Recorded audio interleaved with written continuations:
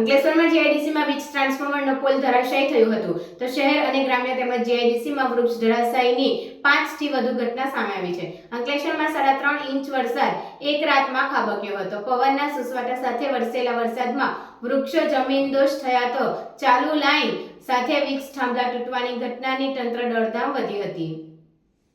અંકલેશ્વર હાંસોટ પંથકમાં ચોમાસાની ધમાકેદાર એન્ટ્રી થઈ છે। બંને તાલુકામાં ધોધમાર વરસાદ વરસ્યો હતો।